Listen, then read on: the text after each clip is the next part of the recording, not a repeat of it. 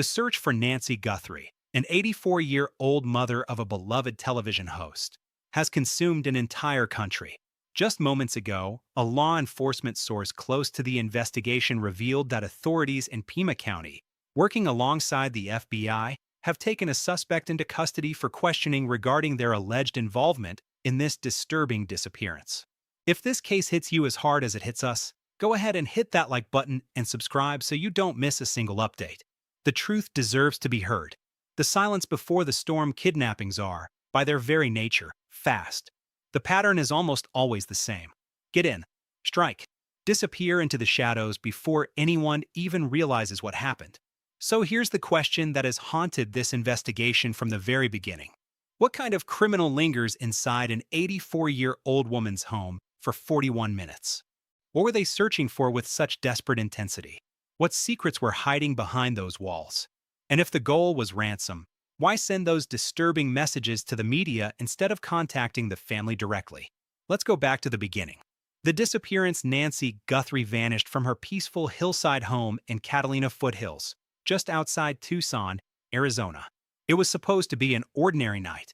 But nothing about this case has been ordinary. The surveillance cameras were deliberately disabled. Her pacemaker's monitoring app lost signal. A trail of tiny blood droplets was found on the front porch, while her medications and cell phone sat untouched on the furniture. Her smartwatch was still connected to its charger, exactly where she left it. And then came the messages. Not private negotiations. Not secret demands made to the family. Public statements. Assertions that Nancy was alive. That she was terrified. All while her daughter, Savannah, watched helplessly as the nightmare unfolded in real time. The central mystery remains unsolved. Was this a meticulously planned kidnapping for financial gain?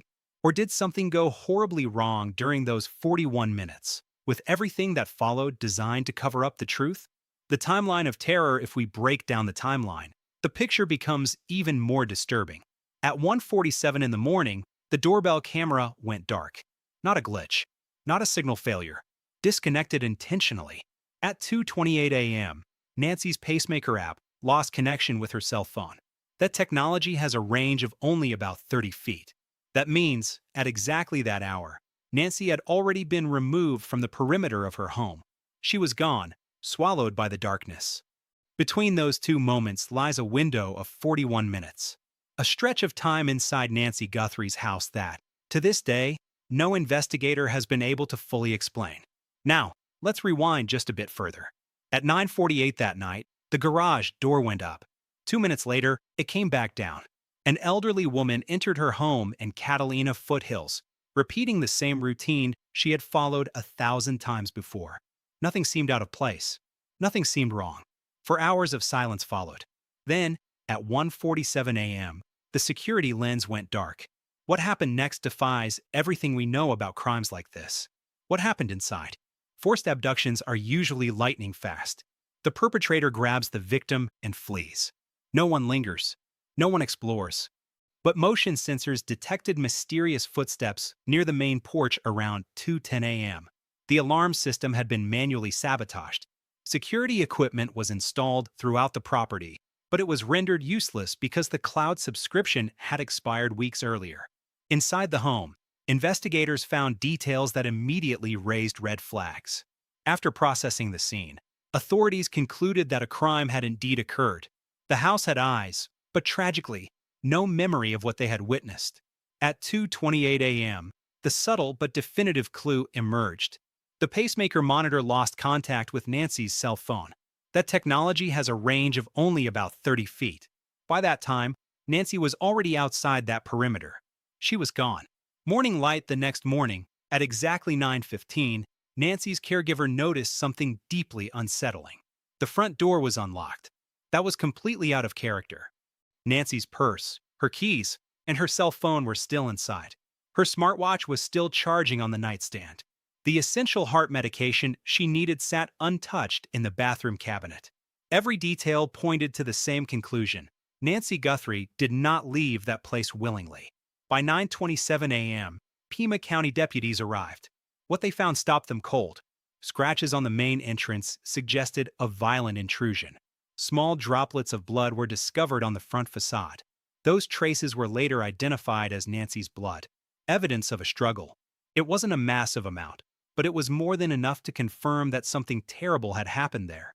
Nancy's mobility was limited for her age. Investigators knew it was physically impossible for her to have walked out on her own. That was their starting point.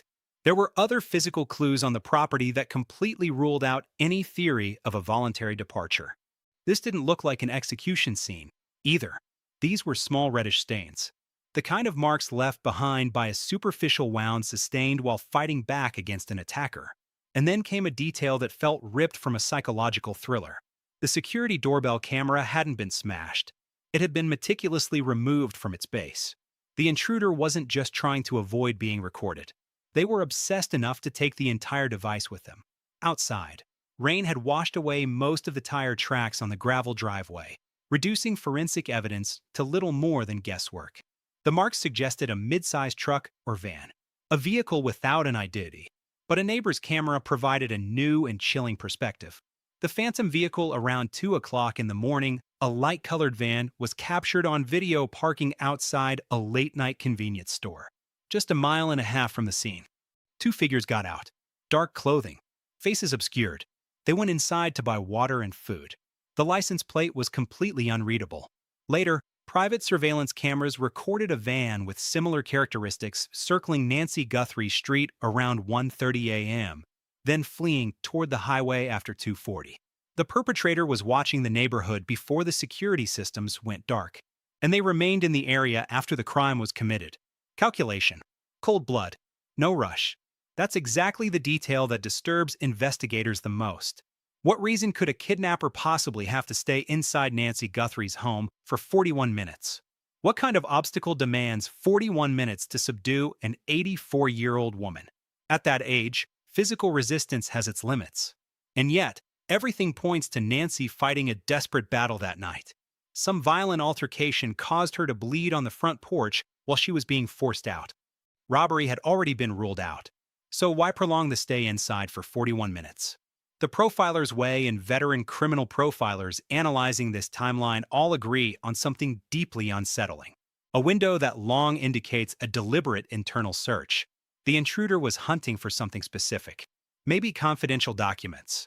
Maybe reserved information. Maybe a personal item of value that couldn't be found quickly. If the only goal had been to take an 84-year-old woman with limited mobility, the crime would have taken mere moments. That leads to a terrifying hypothesis. What if the kidnapping was never part of the original plan? What if the intruder broke in with other intentions and Nancy woke up at the worst possible moment?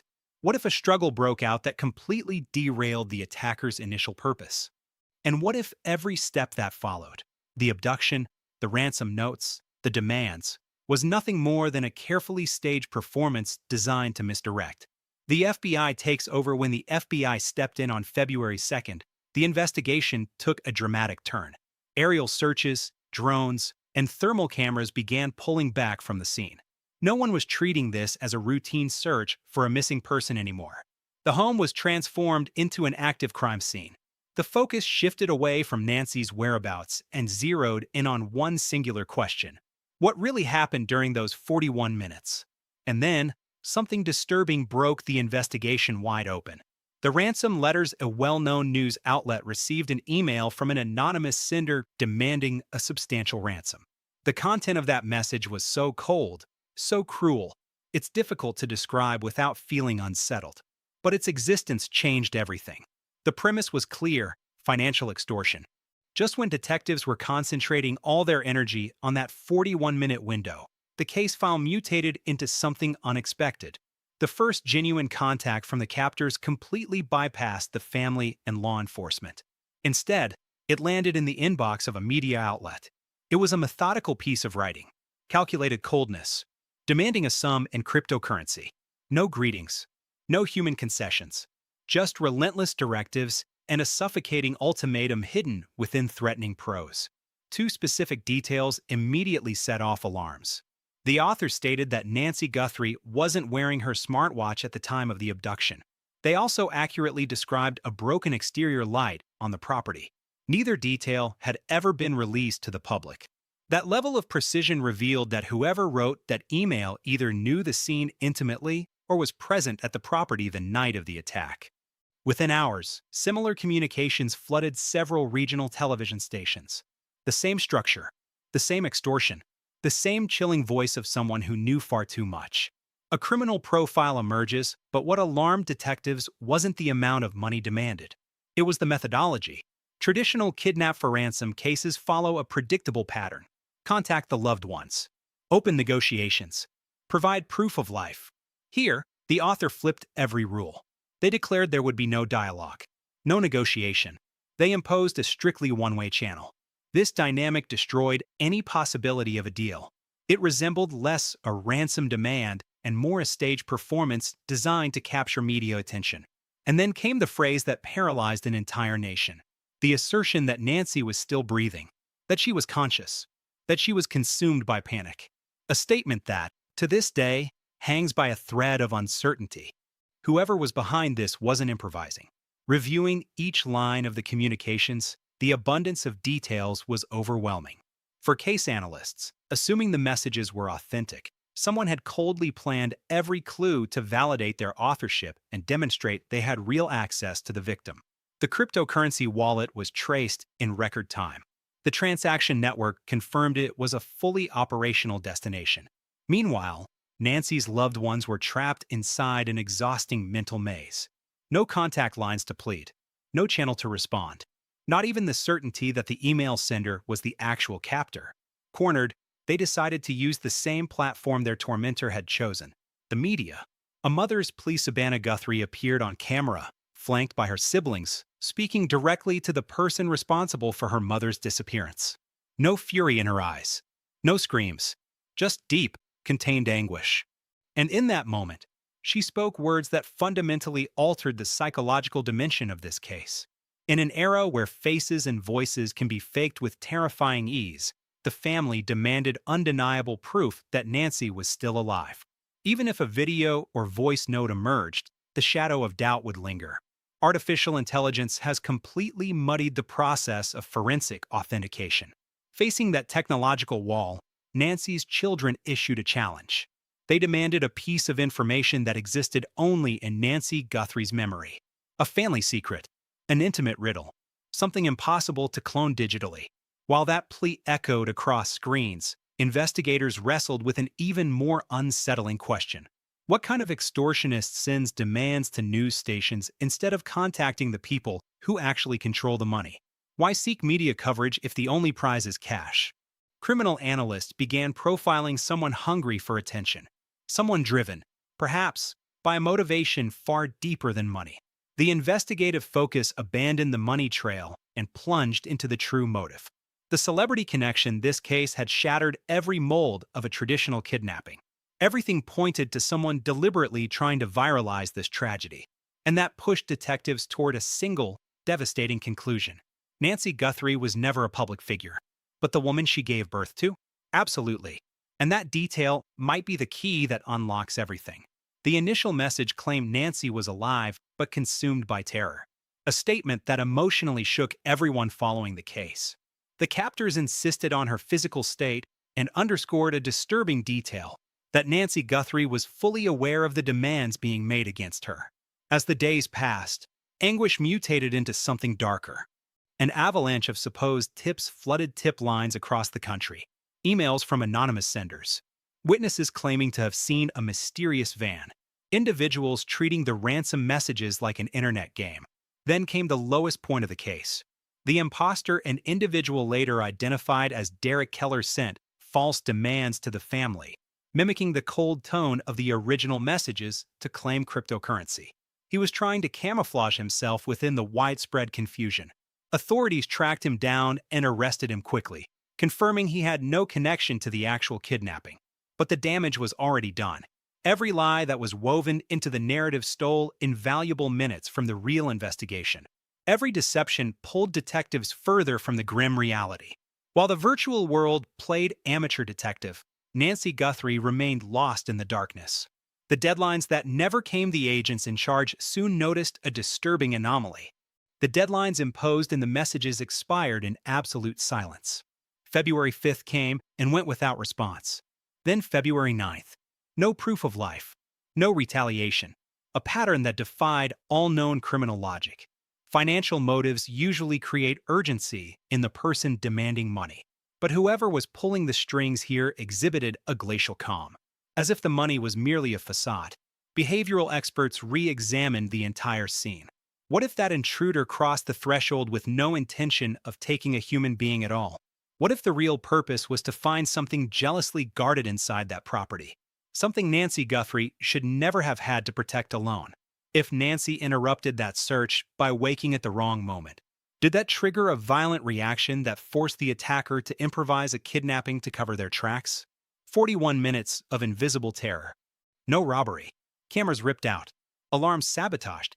Methodical escapes. Coldly calculated communications. An absolute refusal to negotiate. The pieces no longer fit the profile of a spontaneous crime. Everything pointed toward an operation choreographed to the millimeter. Meanwhile, the digital noise became deafening. Theories abounded about hatred toward media figures. Others spun baseless conspiracies. Pure, empty speculation. Distractions.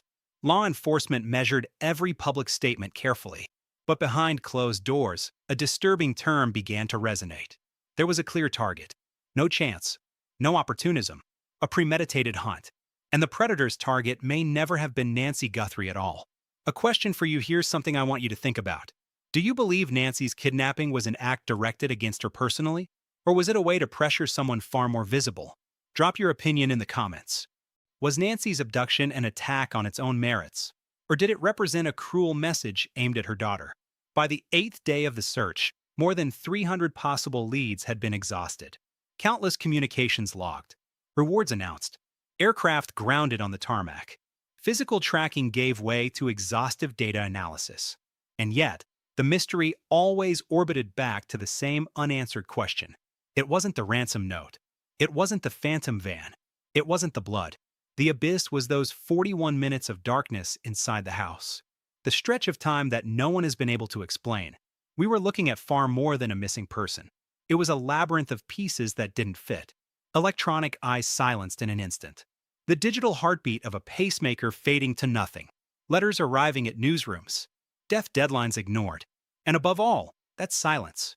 One single question roared without end. What hell was unleashed during those unfathomable 41 minutes? The search continues. Investigators haven't stopped. They keep digging through the shadows, knowing the truth lies hidden somewhere they haven't reached yet. Was this a premeditated kidnapping? Or did some unforeseen atrocity force someone to stage the scene to disguise a far worse tragedy? The wound remains open, and Nancy Guthrie is still waiting for someone to find the answer. If this case moves you as much as it moves us, hit that like button, subscribe, and hit the notification bell so you don't miss any updates. I'll see you in the next case.